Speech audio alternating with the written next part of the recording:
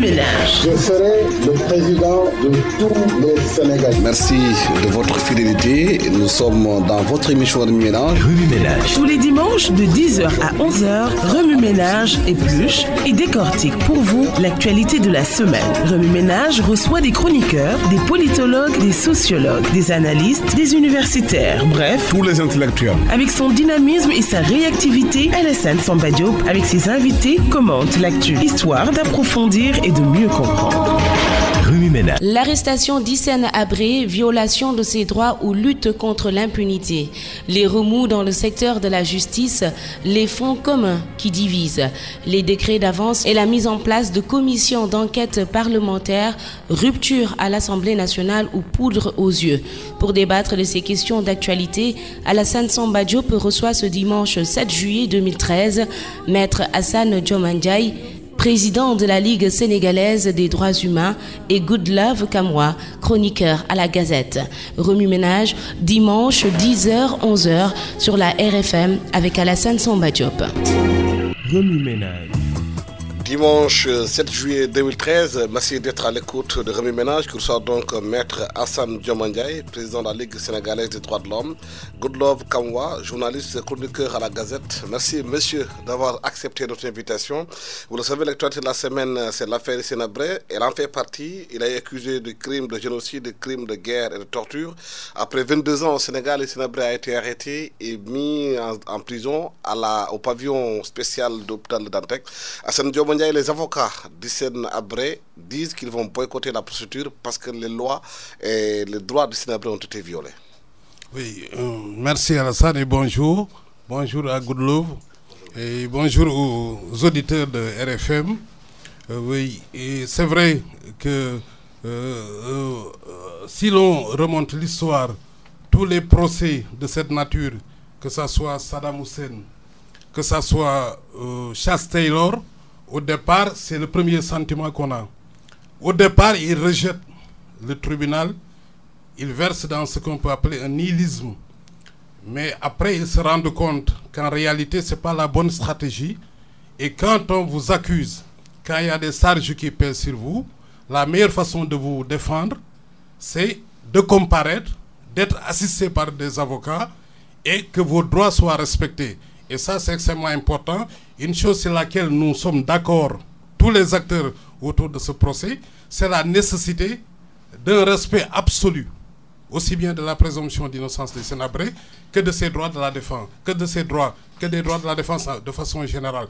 Donc, l'appel que je lance d'ores et déjà, c'est vraiment qu'on revienne à la sérénité et que cette décision que nous respectons par ailleurs, mais quand même, que les avocats d'Hissène Habré, que Hissène Habré lui-même accepte de se soumettre à ce tribunal qui a été mis en place après qu'il eut saisi la CEDEAO. Il faut rappeler qu'au départ, après les tergiversations que nous avions au niveau national, et que le dossier était porté à l'Union africaine, et que l'Union africaine ait donné mandat au Sénégal de juger selon les juridictions sénégalaises, c'est M. Hissène Habré qui a saisi la Cour de justice de la CEDEAO pour dire que si on me juge d'après les juridictions sénégalaises, si on me juge d'après la loi sénégalaise, il y aurait violation de l'autorité de la chose jugée parce qu'il estimait que la Cour suprême avait déjà jugé. Il estimait que les réformes de 2007, si on les appliquait, on violerait le principe de la non-rétroactivité des lois. Et la CEDEAO, dans son arrêt, dit, oui, le Sénégal ne le jugez pas d'après vos juridictions, ne le jugez pas selon le droit sénégalais, mais le Sénégal doit mettre en œuvre une procédure spéciale à caractère ad hoc, comme les tribunaux ad hoc internationaux. Donc aujourd'hui, c'est Hissène Habré lui-même qui a suscité le format de ce tribunal. Et ce tribunal sera composé de Sénégalais et de juges non sénégalais. Donc tous les droits seront respectés. À partir de ce moment, ne pas comparaître devant ce tribunal ou ne pas collaborer serait un aveu de culpabilité, serait accepter les charges qui pèsent sur lui, et nous n'aurions pas souhaité un débat qui ne soit pas contradictoire, une forme de procès unilatéral. Les victimes veulent que la vérité jaillisse, mais après un débat loyal, cordial, respectueux de la présomption d'innocence. Goodlove, les avocats disent que les procédures ont été violées, que Hissène Habré, on n'a pas respecté la procédure de son arrestation. D'ailleurs, que le procureur est parti au Tchad en faisant ce qu'il avait d'enquête à charge. Je dois d'abord dire bonjour maître Hassan Diomandiaye. Je dois préciser, c'est un préalable qui est très important. Je suis rempli d'humilité en face d'un avocat, d'un excellent avocat comme maître Hassan Diomandiaye, parce que les combats nobles qu'il poursuit depuis un certain nombre d'années ont distingué quand même la sous-région en matière de défense des droits de l'homme jusqu'ici. Il est rompu à la tâche et je pense qu'il faut parfois tirer un coup de chapeau à ces défenseurs de droits de l'homme. Mais le problème de l'affaire Hissène Habré aujourd'hui, c'est pas seulement un problème de procédure. Il y a un volet politique qui a longtemps occulté tout ce qu'on appelle procédure autour de l'affaire Hissène Habré, parce que ça devrait faire jurisprudence en Afrique. C'est une faiblesse du continent africain et de l'Union africaine en général. Je voudrais qu'on pose le problème dans ce sens. Ensuite, on entrera dans les faits qui, pour moi, sont accessoires autour de l'affaire Hissène Habré. Parce que Maître Hassan Diomandiaye sait très bien que les conditions dans lesquelles Hissène Habré a été cueilli chez lui ne sont pas des conditions qui sont idoines à une procédure pénale. Il y a un certain nombre de préalables qui n'ont pas été respectés. Je voudrais déjà noter pour la petite histoire que lui, il est avocat, il est technicien, il a un parti pris dans cette affaire. Moi, je suis journaliste, je pose des questions et la nature de mon métier me demande simplement d'être critique. C'est important de le noter parce qu'on peut penser qu'il y a un avocat de la défense qui a un avocat en face de son confrère qui est de l'autre côté. Non, pas du tout. Je n'ai pas l'expertise avérée. Donc, je disais que les conditions dans lesquelles Hissène Habré a été interpellé chez lui sont des conditions qui continuent de manifester les faiblesses de l'Afrique en termes de procédure pénale. Et au jour d'aujourd'hui, il me semble que même les chambres africaines extraordinaires ont été mises en place un peu à la hussarde. On n'a pas pris le temps de dégager tous les chantiers normatifs qu'il aurait fallu mettre en place pour avoir ces chambres africaines extraordinaires. Et du coup, on entre dans une espèce de cacophonie où il y aura toujours des voies de recours, des exceptions que les avocats vont soulever et ça va tourner en rond. C'est d'ailleurs l'objet d'une réflexion que j'ai soumise à la Gazette il n'y a pas très longtemps. Et donc, moi, je souhaiterais, parce que si vous regardez très bien, vous allez voir qu'il parle de présomption d'innocence. Mais Hissène Habré est dans une présomption de culpabilité, en réalité. Je ne suis pas un confrère de Maître El Hadjouf, mais c'est l'impression que ça donne quand on voit comment ça s'est passé. Il ne faut pas qu'on donne l'impression aux gens qui sont à l'AE qu'effectivement nous sommes des animaux et que nous ne pouvons pas nous-mêmes mettre en place des procédures pour que l'Afrique juge l'Afrique. Quand je parle de chantier normatif sur les chambres africaines, il le sait mieux que moi. La conseillère juridique à l'Union africaine a avoué qu'on avait copié le modèle cambodgien. Pourtant, et là j'emprunte à l'analyse du professeur Kader Boy, le modèle cambodgien n'a rien à voir avec ce qui se passe au Sénégal. On aurait pu s'y prendre autrement. Donc on a pris des raccourcis et qui vont chaque fois nous rattraper et on va s'entremêler les pinceaux dans une espèce de juridisme qui ne va pas vraiment nous conduire à une fin en soi. Et puis je voudrais dire là-dessus que Hissène Habré n'est pas un enfant de cœur. Il n'est pas sain. Quand on regarde ce que Hissène Habré a fait sur l'ethnie Zagawa vers la fin des années 80, ça fait froid dans le dos à Alassane. Où sont passés les derniers commandants en chef de l'armée et le ministre de l'Intérieur de Hissène Habré en 1989? Ils étaient de l'ethnie Zagawa, tout le monde sait comment cela s'est passé.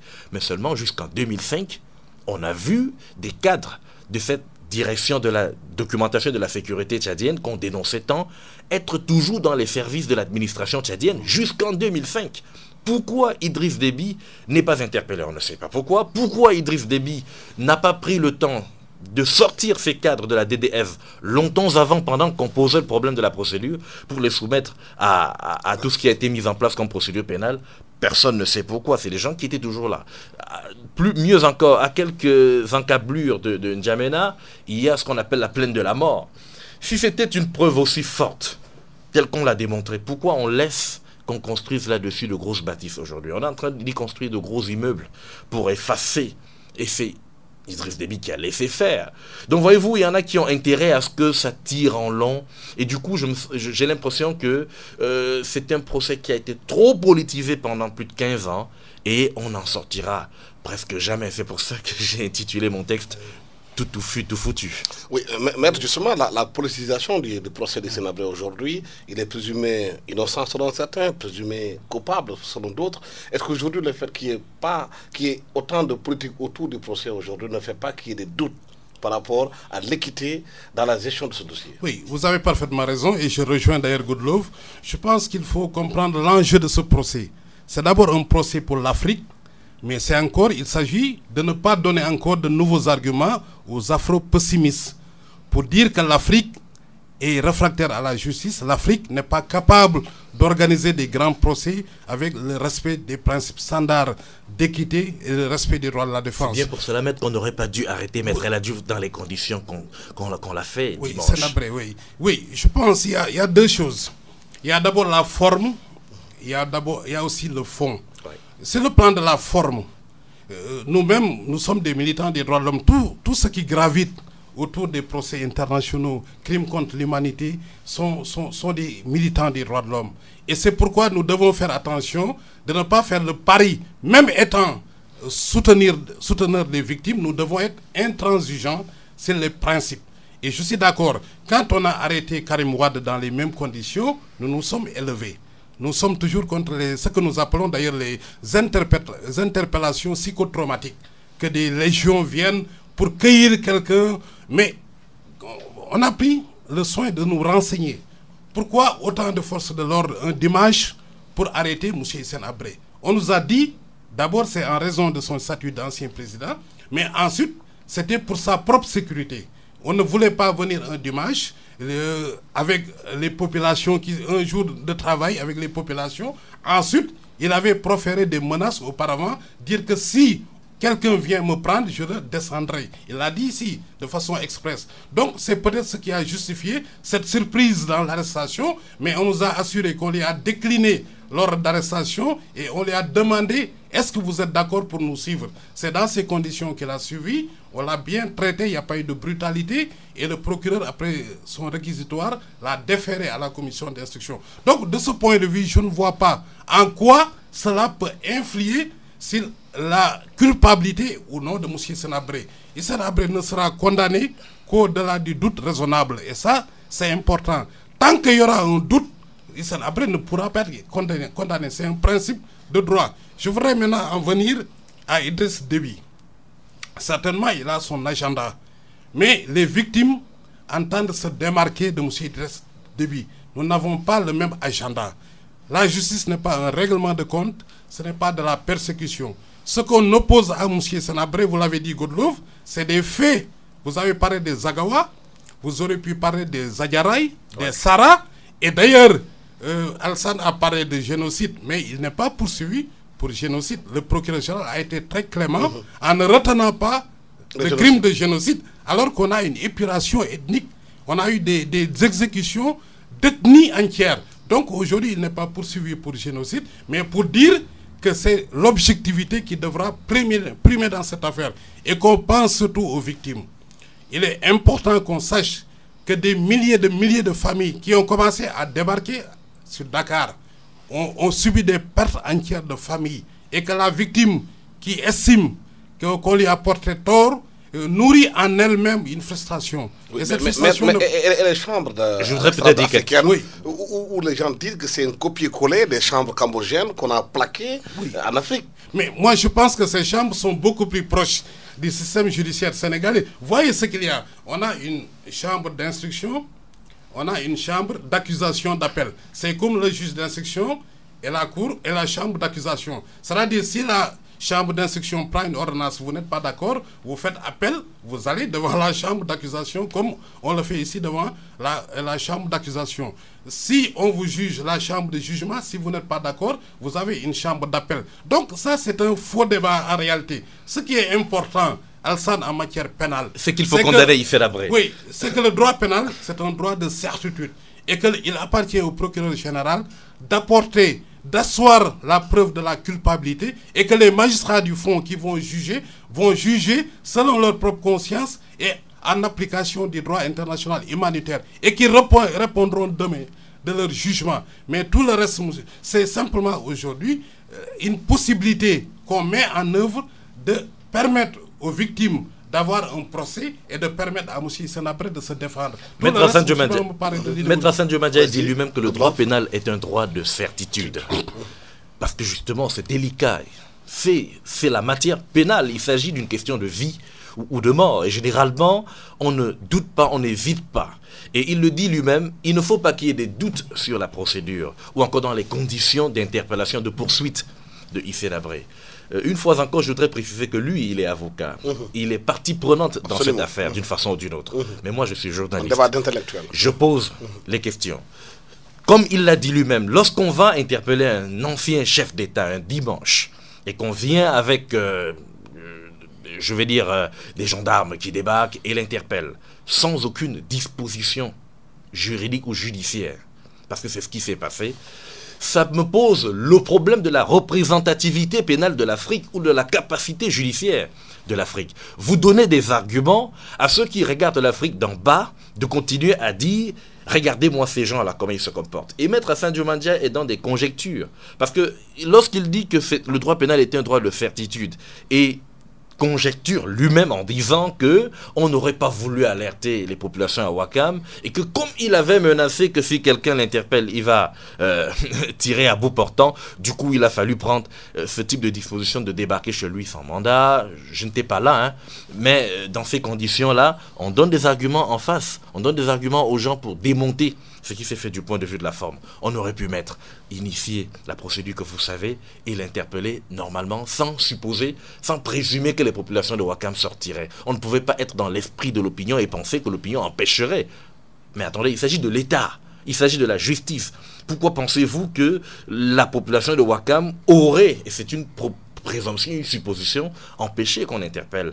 Mais il y a d'autres choses par rapport au financement du procès. Certains disent que le Tchad a débloqué plus de 2 milliards de francs CFA, alors qu'Idriss Déby pourrait être concerné par la procédure, parce que les chambres disent que si la justice peut demander aussi, un chef d'État en exercice de venir témoigner ou d'être aussi entendu. Je pense que lorsque vous regardez, et c'est pour ça que je dis qu'il y a une politisation de cette affaire qui nous empêche de voir un certain nombre de procédures en face et qui n'honore pas notre continent. Vendredi, c'était un peu un jour de fête au Tchad pour soutenir la justice sénégalaise. Le ministre Fadoul, l'ancien ministre de la Justice au Tchad, je ne sais pas s'il est toujours en fonction, maître, disait que le président Idriss Déby avait consenti, enfin l'État tchadien avait consenti 3 millions d'euros uniquement pour ce procès. Vous avez entendu, c'est pour ça que je vous dis, je parle comme journaliste, c'est pour ça que je cite des gens, parce que je n'ai pas d'intérêt à prendre position dans cette affaire. Vous avez entendu récemment le maire de Ziguinchor, son nom m'échappe, Abdoulaye Baldé, dire « Idriss Déby n'est pas la seule personne à interpeller dans cette affaire ». Pourquoi? Je pose des questions, parce qu'il y a un certain nombre de questions à poser. Pourquoi, au jour d'aujourd'hui, celui qui a financé et qui est supposé être partie prenante, ou si vous voulez, complice présumé dans cette affaire, doit être le premier bailleur du procès? Ça me pose un problème. Pourquoi est-ce qu'au jour d'aujourd'hui, ce n'est que maintenant qu'on doit interpeller les cadres de la DDS qui sont restés dans l'administration Déby jusqu'en 2007, figurez-vous, depuis tout ce temps-là? Pourquoi ce n'est qu'aujourd'hui? Posez-vous la question. Pourquoi est-ce qu'on décide de construire un quartier sur la plaine de Mort, à la sortie de la ville de N'Djamena, alors qu'on sait très bien qu'il y a des traces qui étaient importantes là-bas? Je voudrais, avant qu'on ne rentre sur le budget, parce que là-dessus il y a eu une cacophonie, j'ai vu Marcel Mendy dire que non, le mail a été piraté et tout. Avant qu'on ne rentre dans le budget des chambres africaines, je voudrais, pour ce qui est des chambres africaines elles-mêmes sur leur mise en place, dire que le fait d'avoir copié sur le modèle cambodgien, maître, nous pose un certain nombre d'interrogations, parce que l'Union africaine aurait pu mettre en place une juridiction pénale, et en fait c'est à ça que je voudrais arriver, une juridiction pénale africaine qui a des décisions qui ont un pouvoir, comment on dit ça en droit, coercitif, internationalement reconnu. Pourquoi depuis tant d'années, l'Union africaine n'arrive pas à faire cela et qu'on doit passer le temps à contourner, à jongler, à avoir des pirouettes? Et justement, ces chambres africaines, aujourd'hui, quand vous lisez l'analyse du professeur Kader Boy, il aurait par exemple fallu que ce fût le président de la République qui nomme les juges ou encore les magistrats qui vont y travailler et non la Commission de l'Union africaine. Là-dessus, il y a un texte, j'ai vu un article 97 de la Constitution qui pose un problème de préalable de conformité qui n'a pas été respecté. Vous donnez des arguments aux avocats de la défense et on va passer le temps à tirer de long en large, alors qu'on aurait pu, au niveau de l'Union africaine, autant ils ont décrié la Cour pénale internationale par rapport à Uhuru Kenyatta et l'ancien président soudanais et Béchir, on aurait pu prendre des dispositions fortes en haut lieu et mettre en place une juridiction africaine qui lutte contre l'impunité, effectivement. Mais les gens n'ont pas peur de s'il y a une branche sur laquelle ils sont assis, on va passer le temps à polémiquer. C'est de cela qu'il est question. Et vous voyez, Maître Hassan Diomandé, je peux vous rassurer, vous n'êtes pas sorti de l'auberge. Le combat va continuer. Vous aurez toujours en face de vous un Maître El Hadji Diouf à qui vous avez expressément, ou du moins l'État sénégalais, a donné un certain nombre d'arguments. Parce qu'il peut aujourd'hui commencer à s'attaquer à la mise en place de ces chambres africaines. On n'en sortira pas. Surtout que vous investissez 4 milliards de francs CFA au nom de la lutte contre l'impunité. En tant que journaliste, j'ai un problème avec cette affaire. Oui, mais justement, l'argent qui a été mis dans le procès, l'État tchadien s'est constitué partie civile dans ce dossier, et c'est Idriss Déby qui, selon les avocats du Sénégal, n'a pas les mains propres dans cette histoire, finance le procès. Oui, Alsan, il n'est pas seul, il est le premier à financer ce procès. Il faut qu'on sache en Afrique ce qu'on veut. Aujourd'hui, il y a des gens qui se dressent pour la tenue de ce procès. Autrement dit, non, pour la façon de tenir le procès. Hein. Mais c'est la même chose. Depuis 20 ans, les victimes n'ont pas la prérogative de conceptualiser un tribunal. Ce n'est pas de leur ressort. Il ne faut pas une double victimation encore. Ces victimes, tout ce qu'elles veulent, c'est le droit d'être entendues par un tribunal. Tout le reste ne relève plus de leurs compétences ni de leurs prérogatives. Qu'on leur permette de venir devant un tribunal, de s'expliquer et que M. Hissène Habré se défende. Tout le reste n'est que du palabre. Ce que je voudrais dire, Alsan, c'est que nous-mêmes, nous sommes des militants des droits de l'homme, nous sommes des experts.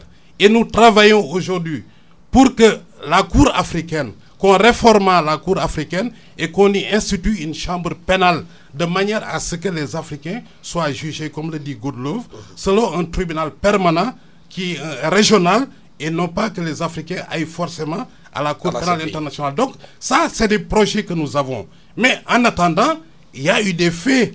On l'a fait au Rwanda, on a institué un tribunal pénal en Sierra Leone, au Liban. Et ce tribunal, je l'ai dit, n'est pas forcément calqué sur le modèle cambodgien. Moi, je le trouve plus proche du modèle sénégalais avec le respect du... Mais vous êtes plus royaliste que le roi parce que oui. Djenaba Diarra, la conseillère juridique de l'Union africaine, l'a reconnu. Je vous en prie. Oui. Je pense que si on voit l'architecture, on permet à la personne d'avoir un droit de recours. Et chaque fois qu'on met une chambre d'instruction, on met une procédure d'appel, jugement, appel. Maintenant, je voudrais préciser, sur l'interpellation de M. Hissène Habré, je ne justifie pas. Je dis que nous sommes contre ce genre d'interpellation. Mais c'est le procureur général qui a donné des explications. Ces explications nous ont convaincus qu'il a agi plus, pas pour humilier M. Hissène Habré, mais pour la propre sécurité et pour la préservation de l'ordre public. Et j'ajoute... Et maître, c'est un argument qui tient la route pour vous? Et j'ajoute que quand on dit que le procureur ne pouvait pas interpeller de cette façon, un procureur général, il peut interpeller toute personne, il donne un mandat à la police, à la gendarmerie pour aller cueillir. Donc il ne faut pas faire une confusion de genre. Maintenant, j'en viens à Idriss Déby. Idriss Déby était le chef d'état-major de M. Hissène Habré de 83 à 87. Ensuite, il est allé étudier en France. Mais nous savons qu'en matière de répression, c'est surtout le ministre de l'Intérieur, c'est surtout la police, la gendarmerie et les forces spéciales, comme les LGI que vous avez ici, la BIP, la brigade, en Côte d'Ivoire, la brigade SECOS et la DDS au Tchad. Et ce sont les principaux responsables des actes de répression. Et nous, au niveau des victimes, on ne se fait pas de fixation, que ça soit Habré, Idriss Déby. Le statut est clair. On juge des faits de 82 à 90. Il appartient au procureur général de voir toutes les personnes qui sont impliquées dans les faits de 82 à 90. Les victimes ne peuvent pas dire poursuivez telle personne, ne poursuivez telle personne. Ceux qui parlent de Déby, pourquoi ne parle-t-il pas du ministre de l'Intérieur à l'époque, qui était beaucoup plus impliqué, mais simplement parce qu'aujourd'hui, on veut torpiller ce jugement, qu'on essaie de dire qu'il y a une discrimination, il y a une persécution, c'est Déby qui est derrière. Et maintenant, on vous dit de ce financement. Mais comment voulez-vous, un État dont des milliers prétendent être victimes, qu'on organise ce procès et que cet État dise « je ne contribue pas ». Comment voulez-vous que le Sénégal, qui organise ce procès, dise « je ne contribue pas ». Le Sénégal a contribué pour 2 milliards, le Tchad officiellement pour 2 milliards, les Américains ont contribué, la France ont annoncé des contributions ou ont contribué, maître? Oui, j'en viens.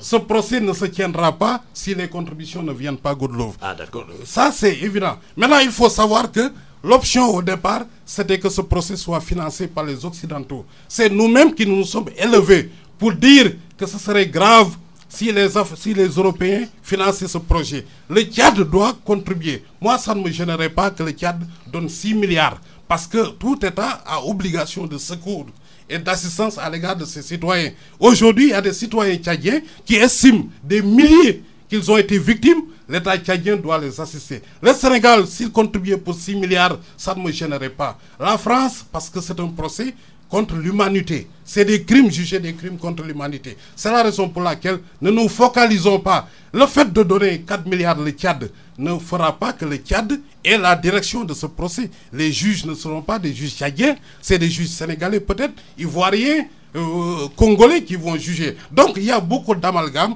qu'on est en train de faire. Et aujourd'hui, Déby, il a son agenda qu'il décrète jour férié, c'est son problème. Mais nous, demain, si Déby est installé dans la procédure, mais nous nous en réjouirons.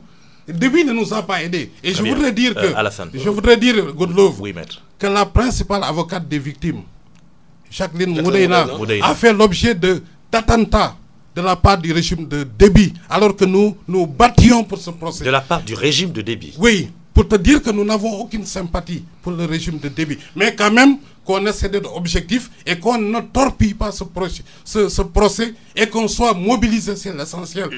Pour l'Afrique, pour le devenir des générations futures de l'Afrique. J'avais juste posé un certain nombre de questions. À la fin, je sortirai des questions de forme et de procédure. Maître Hassan Diomandjaye est avocat. Absolument. Moi, je ne suis que journaliste. Absolument. Et puis, j'ai beaucoup de respect pour les combats nobles qu'il mène au quotidien. L'illustre président de Ligue sénégalaise des droits de l'homme qu'il est, aujourd'hui, est rompu dans ce qu'il fait. Je viens de l'Afrique centrale où on ne trouve pas les hommes qui ont ce type de principe ou qui défendent ce type de morale. Donc je veux dire que c'est un travail respectable sur lequel il faut absolument tirer son chapeau.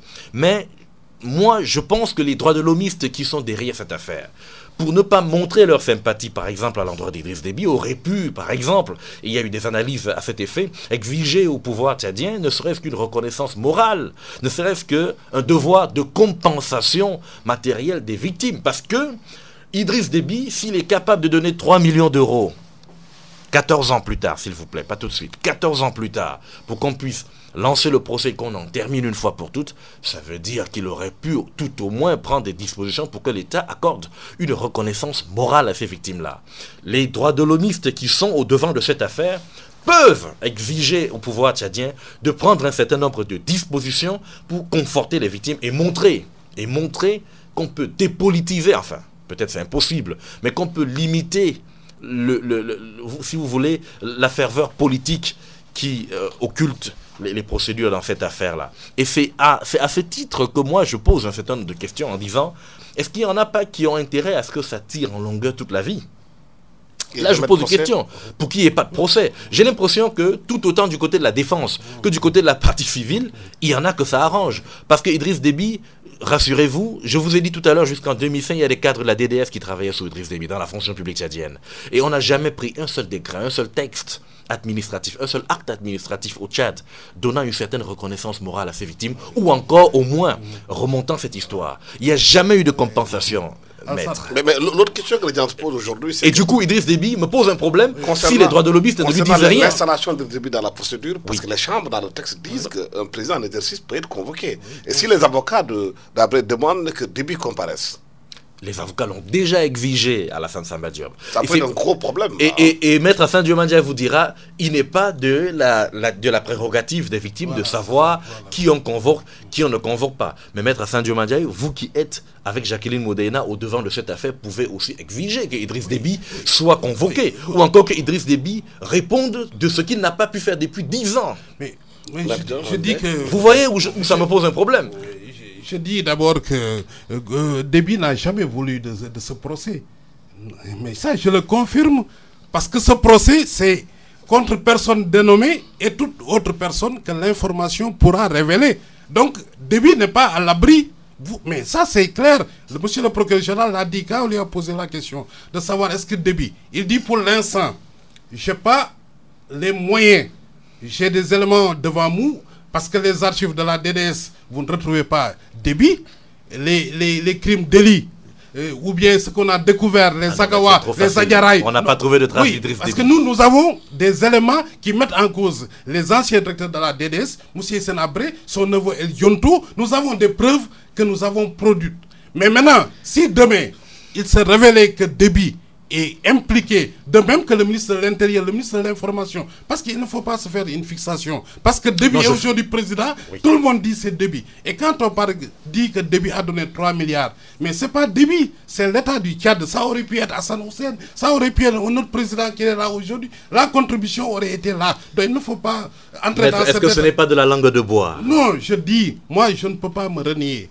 Je ne me renie jamais. Et je dis que demain, si j'étais convaincu qu'on irait vers une parodie ou une mascarade de procès, je me retirerai de la cause que je défends aujourd'hui pour le compte des victimes. Et j'ajoute que ce combat, nous l'avons mené au moment du bateau de Diola. Nous le mènerons en septembre prochain, lors du prochain anniversaire, pour dire qu'il faut que les victimes du bateau de Diola aient un procès. On l'a mené avec l'affaire Kékouta Sidibé. On l'a mené avec l'affaire Ousseinou Seck. Chaque fois qu'il y a des victimes qui se lèvent pour dire qu'on a subi telle chose, nous voulons un procès, nous les accompagnerons au nom de la lutte contre l'impunité. Notre problème aujourd'hui, ce n'est pas que Déby soit condamné, soit Hissène Habré. Ce n'est pas ça le problème. Le problème, c'est d'assurer à des victimes l'accès à la justice, le droit à un procès. Maintenant, le reste, ça ne dépend pas des victimes.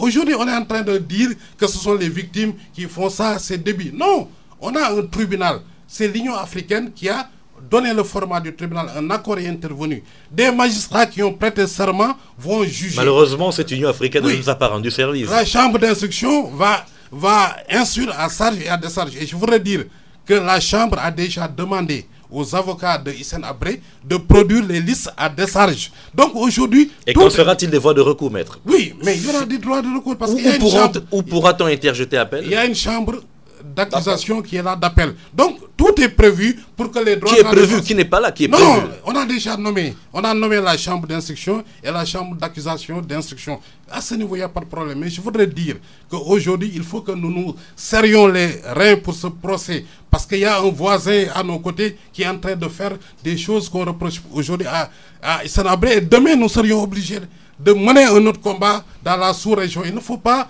qu'on essaie de décourager ce combat contre l'impunité au seul bénéfice des générations africaines.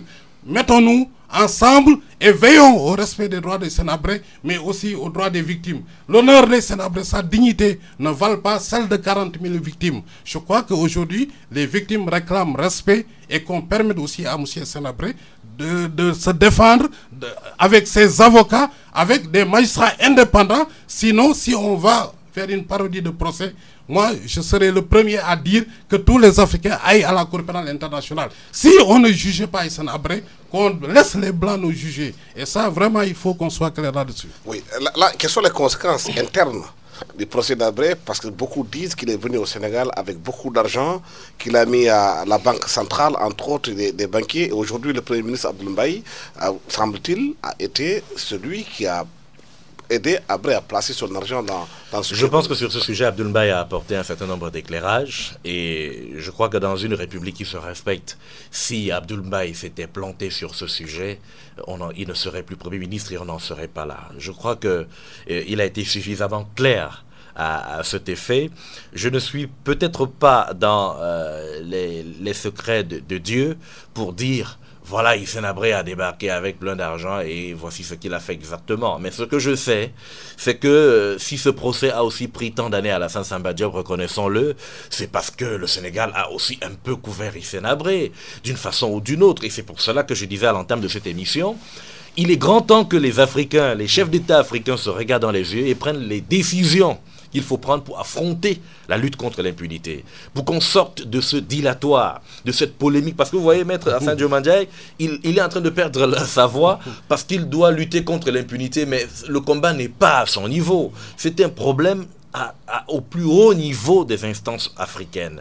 Parce que voyez-vous, lorsque Hissène Habré arrive au Sénégal, il n'est pas question de le livrer à la justice. C'était un peu comme de la trahison que de laisser Hissène Habré être jugé. Il avait l'asile politique. Et quand il arrive au Sénégal en même temps, suivez mon regard, il est un excellent fidèle, c'est un très bon musulman, et donc il est très respecté, si vous voulez, sa loyauté et sa foi sont très respectés par les guides religieux et les grands chefs religieux qui sont là, et vous savez très bien l'importance des guides et des chefs religieux au Sénégal, et donc Hissène Habré était un peu, si vous voulez... il avait aussi beaucoup d'argent aussi, hein? Oui, et puis il était aussi un peu intouchable, voyez-vous, et entre-temps, il prend quand même d'excellents foyers conjugaux au Sénégal, et devient même un Sénégalais par adoption. Et du coup... Mais là, avec la loi qui a été votée à l'Assemblée nationale, sa femme sénégalaise, il devient Sénégalais. Vous l'avez compris. Donc, vous voyez, vous me confortez dans ma position. Et du coup, pendant des années, on a perdu beaucoup de temps. Il n'y avait pas un moyen sociologique de défaire Hissène Habré du Sénégal. Et c'est entre autres blocages qu'on a eu. Et s'il vous plaît, pendant toute cette époque, Idriss Déby n'était pas mort, il était toujours vivant et savait très bien qu'il pourrait être jugé un jour. Alors aujourd'hui, il ne faut pas qu'on prenne des enfants du bon Dieu pour des canards sauvages et qu'on donne l'impression que non, du jour au lendemain, on s'est réveillé et que bon, voilà, il faut en finir avec cette affaire. Non, pendant longtemps, on a tué beaucoup de temps. Tous ces gens qui étaient à Addis Abeba et ont dit non à la Cour pénale internationale contre Uhuru Kenyatta, contre El-Béchir, peuvent encore aujourd'hui dire non, mettre en place une juridiction qui peut être opposable à un État et ne pas décider de la compétence pénale internationale des États, mais décider d'une compétence internationale pénale africaine. C'est cela qui manque à l'Afrique, à Alassane Samba Diop. Et je suis sûr que Maître Alassane Diomaye sait très bien de quoi je parle. Parce que les Européens, ou si vous voulez, ceux qui ont mis en place le statut de Rome et ont voulu qu'il y ait une Cour pénale internationale qui aujourd'hui est devenue le bourreau des Africains, savent très bien que les crimes contre l'humanité ne sont pas seulement commis en Afrique, ils sont commis aussi ailleurs. Si les Africains ont eu l'indépendance trop tôt, eh bien qu'on les recolonise simplement. Et on ne reconnaît pas les Américains, avec ce qui se passe en Irak, beaucoup d'exactions, mais les Américains ne reconnaissent pas cette Cour. Et personne n'en dit rien. Et Red Brody de Human Rights Watch ne va pas vous dire qu'il ne suit pas l'actualité, qu'il n'est pas au courant de tout cela. Il est bien au courant, mais c'est parce que justement l'affaire Hissène Habré intéresse un peu les gens à plus d'un titre. Je pense que vous n'avez pas entendu, sauf erreur de ma part, les grands droits de l'homiste. J'ai du respect pour ce que Maître Alassane Diomaye fait au Sénégal, mais les droits de l'hommiste qui ont une certaine coupole internationale, vous ne les avez pas entendus à un moment donné vous répondre sur le statut de Rome, par exemple, qu'il aurait fallu un ci ou un ça. Pourtant, tout le monde sait très bien qu'est-ce qu'il faut faire. Je veux dire qu'on a passé du temps à cajoler, à bien encadrer Hissène Habré au Sénégal. C'est un fidèle religieux qui est venu, bon, quand vous dites qu'il est venu avec beaucoup d'argent, je ne sais pas combien il avait dans sa mallette, oui. Mais bon. L'affaire Habré demande peut-être beaucoup plus de temps, ça va nous... Je pense le deuxième point de notre débat, je sais qu'il y a l'affaire des greffiers qui nous attend. Oui, je voudrais dire que d'abord rendre hommage à Red Brody, qui a écrit un livre « Pourquoi Bush doit être jugé ». Oui. Donc, oui, je sais que Red Brody de Human Rights Watch se bat aujourd'hui pour que Bush soit jugé, ça je tenais... Mais les Américains n'ont pas signé. Oui, mais c'était pour dire qu'ils ne s'occupent que de l'Afrique, ils ne s'occupent pas des Américains. C'est un peu comme les communiqués que les droits de l'hommiste font tout le temps. L'autre point que je voudrais dire, il est avéré que quelques jours avant sa chute, M. Hissène Habré a demandé au Trésor tchadien de lui verser tout l'argent qui était au niveau des caisses du Trésor et qu'il a franchi la frontière, le fleuve qui sépare le Cameroun et le Tchad, que je connais bien parce que j'ai été là-bas, et il est allé au Cameroun. De là, il est venu au Sénégal avec un avion rempli d'argent. Cet argent, c'est de l'argent illicite, c'est de l'argent volé, c'est de l'argent du peuple tchadien. Maintenant, je n'en tire aucune conséquence. Pour ceux qui ont eu à détenir cet argent, au moins qu'ils savent que cet argent n'appartenait pas à M. Hissène Habré, mais c'est l'argent du peuple tchadien. Il est dans le circuit économique aujourd'hui du Sénégal, avec des immeubles construits quelque part, avec d'autres gens. Avec la précision, avec la précision à Alassane Samba Diop, que lorsqu'il est arrivé avec beaucoup d'argent, entre guillemets, pour reprendre l'expression, avec un avion plein d'argent, pour reprendre l'expression de Maître Alassane Diomaye, c'est la BCEAO qui a bien encaissé cet argent. Abdoul Mbaye dit avoir demandé l'autorisation du pouvoir en place à l'époque pour recevoir cet argent, ce qui a été fait, et les droits de l'hommiste existait déjà à l'époque, il me semble, et pendant 10 ans, on n'a rien dit. Au jour d'aujourd'hui, vous ne voulez pas que Hissène Habré vous sorte cet argent. Non, écoutez, moi, c'est pour ça que je dis qu'à la fin, on joue à un jeu. Ça, on ne parle pas d'argent. Moi, je dis simplement qu'on sait qu'Hissène Habré est venu avec un avion. En 90, les droits de l'homme n'avaient pas l'envergure qu'ils ont aujourd'hui. Mais il est venu avec de l'argent volé illicite du peuple tchadien. Je ne fais pas de commentaire. Avançons très rapidement parce que le temps a pris tout le temps. Good Love, aujourd'hui, la justice sénégalaise est en remous. Il y a beaucoup de magistrats, de greffiers qui sont en grève par rapport aux fonds communs. Ils disent qu'il n'est pas question de la suppression des fonds communs. Le projet de décret 2009-1459, ils en parlent. Le ministre de la Justice a précisé que les frais des actes sont élevés au Sénégal, qu'il y a des investisseurs qui veulent venir investir au Sénégal, mais qu'on leur demande tellement d'argent qu'ils renoncent à investir. Écoutez, comme nous n'avons pas beaucoup de temps, mais je vais dire pour être succinct que je ne sais pas à quel jeu la ministre Aminata Touré est en train de jouer. Parce que voyez-vous, lorsque on vous dit qu'il n'y a pas suppression des fonds communs, pourtant on a pris le soin de réduire la ressource, parce que la délivrance des actes en matière civile et commerciale, ce qu'on paye pour avoir ces actes-là, c'est cela bien qui est, si je peux me tromper, je parle sous le contrôle de Maître Hassan Diomandiaye, c'est bien cela qui constitue la ressource de ce fonds commun de justice. Et si on vous dit que les fonds communs de justice ne vont pas disparaître, alors qu'on a fermé le robinet, ou si vous voulez qu'on a réduit le débit au niveau du robinet, parce qu'on a plafonné désormais ce fonds d'investissement, ou si vous voulez ces frais d'investissement à 50 millions de francs CFA, c'est un peu comme si vous vous foutez des gens. Donc je veux dire que c'est un débat, c'est un discours qui est à mon avis contradictoire et ça fait un peu langue de bois, pourtant tout le monde voit bien que ça dit. Mais à côté de ça, il faut faire quand même un commentaire, et c'est un commentaire que j'ai déjà eu à tenir à Maître Hassan Diomandiaye. Un aîné m'a dit un jour, le Sénégal vit un peu au-dessus de ses moyens, parce que si au jour d'aujourd'hui vous entretenez ces fonds-là et que vous voulez menacer les greffiers alors que vous n'avez pas la possibilité de menacer les magistrats parce qu'on leur a donné de gros avantages, le Sénégal vit au-dessus de ses moyens. Il faut bien que quelqu'un arrête cette machine un jour, qu'on arrête de faire la langue de bois et qu'on vive de par nos moyens. Parce que Abdoulaziz Seck, le président de l'Union des magistrats, vous dira c'est normal qu'un président de cour gagne 5 millions de francs CFA par mois parce qu'à l'Assemblée nationale, les gens ont de gros avantages. Et maintenant qu'il y a des greffiers qui sont mécontents, vous ne pouvez pas toucher aux greffiers parce qu'il va falloir toucher aux magistrats, vous ne pouvez pas toucher aux magistrats parce qu'il va falloir toucher aux gens de l'Assemblée nationale. Voyez-vous, il y a un problème de volonté politique. Autant on parle de vertu, je pense que ça commence aussi un peu par la rigueur et la moralisation des finances publiques. Maître Diomandiaye, par rapport à cette question bien précise, entre la nécessité de laisser les investisseurs venir mettre de l'argent au Sénégal pour produire de l'emploi et les fonds communs. Oui, Alsan, je voudrais profiter de votre micro pour lancer un appel à Madame le ministre et aux autorités étatiques de façon générale pour essayer de trouver une solution rapide à ce conflit. Ce conflit ne doit pas s'éterniser. Parce que les greffiers sont l'épine dorsale, c'est la cheville ouvrière de la chaîne judiciaire. Les greffiers sont le primitif, sont eux qui enrôlent, sont eux qui délivrent les actes. Et il n'est plus question qu'on essaie de contourner leur mouvement en faisant appel à des greffiers ad hoc. C'est la mémoire des audiences. Oui, des greffiers ad hoc, les jugements ne seront pas rédigés. Et le fait de faire appel à des greffiers ad hoc tout en les ignorant aussi accentue un sentiment, un déchirement entre les magistrats et les greffiers. Il faut apaiser l'espace judiciaire. Les greffiers sont très frustrés en ce moment parce qu'ils n'ont pas d'indemnité de logement, ils n'ont aucun avantage. Ce qui permet un peu de ne pas précariser. Oui, ce qui permet de ne pas précariser la fonction de greffier, c'est les fonds communs. À partir de ce moment, si vous prenez une décision qui peut impacter sur le quantum de ces fonds communs, vous devez parler avec eux, négocier avec eux pour voir, les rassurer au moins. Moi, je suis d'accord que le gouvernement dise la mesure n'aura pas d'impact. Mais ça, on ne peut pas le prévoir à l'avance. Ou bien on leur dit, s'il y a impact, on va faire une péréquation pour voir comment vous donner une indemnité. On a donné une indemnité de judicature. Donc, à certains... D'accord, je pense qu'on peut... Défiscaliser, hein, oui, il paraît. Je peux... Les magistrats ne paient pas les impôts sur les 800 000 francs. Oui, je ne voudrais pas venir... Oui, c'est une information. Alassane, n'oubliez pas que Maître est avocat. Et donc, ils vont se revoir.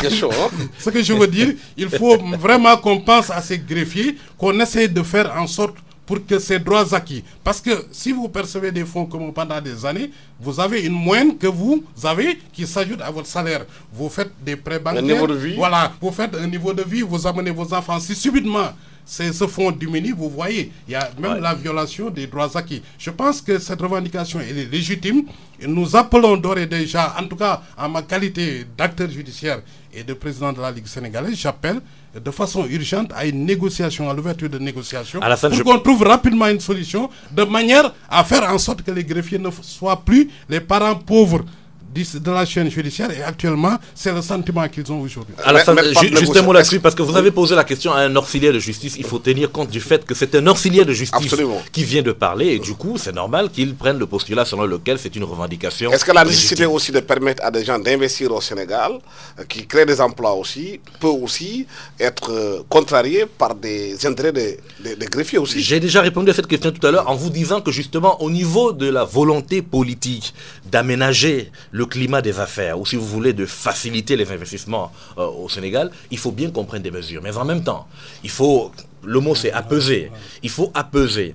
Le problème c'est qu'on a beaucoup trop engraissé un certain nombre de secteurs, si bien qu'aujourd'hui, ceux qui sont sur des revendications, entre guillemets, légitimes, ont de gros arguments pour poser leurs revendications. Je veux dire, si vous défiscalisez un salaire de 800 000 francs CFA, c'est le basique, parce qu'il y en a qui sont à plus de 3-4 millions. Si vous défiscalisez ce salaire aujourd'hui et que vous empêchez du jour au lendemain, sans préavis à un greffier, de continuer à bénéficier d'un avantage qu'il avait et qui avait impacté sur le cours de sa vie, vous allez poser un problème social. Et dire qu'il n'y a pas eu suppression du fonds commun de justice, je veux dire que c'est un peu se moquer. Il y a une réduction drastique de la ressource. On a réduit complètement le débit au niveau du robinet et c'est normal que les gens s'en plaignent. Du coup, il ne faut pas jouer à un certain jeu. Il faut réfléchir et poser le problème de la politique, justement, de ce secteur judiciaire-là. Surtout, Alsane, une minute sur ce point. Les greffiers contestent la pertinence de l'argument parce que c'est des droits, c'est les nantissements. Ils disent plutôt que c'est l'environnement. Il faut agir. C'est l'environnement sécuritaire de la justice. Les investisseurs sont d'autant plus préoccupés par la corruption, la rapidité de la justice que par des millions qu'ils paieraient parce que c'est des affairistes qui savent à quoi s'attendre. Très rapidement, dernier point, les décrets d'avance. L'Assemblée nationale a dit qu'il va mettre en place une commission d'enquête parlementaire. Les gens se demandent, est-ce que c'est la rupture à l'Assemblée nationale ou bien est-ce qu'encore c'est la poudre aux yeux? Excusez-moi, il n'y a jamais eu de rupture à la fin de Samba Diop. Et puis c'est dommage pour les États en Afrique du Sud-Sahara qui ont pratiquement les mêmes maladies. Je sais qu'on n'a pas le temps d'en parler. C'est dommage, mais si vous parcourez la loi du 15 octobre 2001 ou encore les directives de l'UEMOA de 2009, vous vous rendrez compte que avant Macky Sall, pendant que Macky Sall est là, et peut-être même qu'après que Macky Sall sera là, on est complètement en marge de la loi. Et on fait exactement le contraire de ce qu'on promeut, de ce qu'on préconise chaque jour. Parce que lorsque vous prenez 26 décrets d'avance, tout d'un coup, pour 100 milliards de francs CFA, alors que les textes vous exigent de ne prendre le décret d'avance qu'en situation d'urgence ou de nécessité impérieuse d'intérêt national, là je suis entre guillemets, il y a quand même un problème. J'aimerais qu'on nous présente, vous savez, au lendemain, Maître le sait très bien, au lendemain de la prise de fonction, et de Macky Sall et de Abdoulaye Wade, ces chefs d'État prennent des décrets d'avance, même si on n'en parle pas. Ils prennent des décrets d'avance pour se conforter dans leur gestion. Mais seulement si vous vérifiez très bien, est-ce que les ouvertures de crédit qui sont faites dans les budgets ont des compensations en termes d'annulation effective? Ce n'est pas certain. Mais est-ce que la commission d'enquête parlementaire pourrait éclairer les Sénégalais sur ces points bien précis? Pourquoi vous parlez de commission d'enquête parlementaire? Vous savez, il ne faut pas tenir des discours simplement pour la beauté de l'audience, parce qu'on a envie de tenir des discours. Parce que le même qui vous parle de commission d'enquête parlementaire s'est rendu compte qu'il va lui-même voter, ou si vous voulez faire passer un texte qui est parti d'un décret d'avance qui ne pose pas d'urgence, qui vous parle d'améliorer l'édifice des missions diplomatiques du Sénégal, parce que ces édifices sont vieux, qui vous parle de renforcer la sécurité de l'ordre de 32 milliards, alors qu'au moment où il fallait prendre un décret d'avance, par exemple, pour régler le problème d'inondation, on en était à supprimer le Sénat. Écoutez, on ne peut pas jouer tout le temps. Oui, je pense que la réaction des députés, c'est une réaction de principe. Mais je crois qu'elle est très limitée, comme dit Goodlove. Je ne pense pas qu'ils aient les moyens d'instituer, par rapport à cette question qui touche vraiment la politique de transparence affirmée et qui n'est pas ressorti des actes de tous les jours. Et par rapport à ce décret, on est surpris par l'ampleur d'abord, mais ensuite la non-publicité. Vous savez, un des principes fondamentaux en matière de gouvernance, c'est la publicité des actes de gouvernement. Comment pouvez-vous déroger? Parce que l'affectation des ressources dans une démocratie relève du pouvoir parlementaire, par la loi de finances qui est votée par l'Assemblée nationale. Si par exception, par dérogation, vous prenez des actes de cette nature, surtout avec cette ampleur, vous devez au moins porter ça à l'attention du public des Sénégalais. Mais apparemment, les députés... Surtout que c'est des situations d'exception. Oui, les députés ont été surpris d'apprendre qu'autant de décrets ont été pris et autant d'argent a été dépensé en dehors de leurs prérogatives parlementaires. Pour le fonctionnement, Alassane Samba Diop. C'est une chose à corriger. Pour des questions de fonctionnement. Pas d'urgence. Il faut corriger très rapidement. Voilà, le temps que nous est imparti est malheureusement terminé. Toutes nos excuses à nos internautes d'aujourd'hui. Merci d'avoir été avec nous dans cette émission Remue Ménage.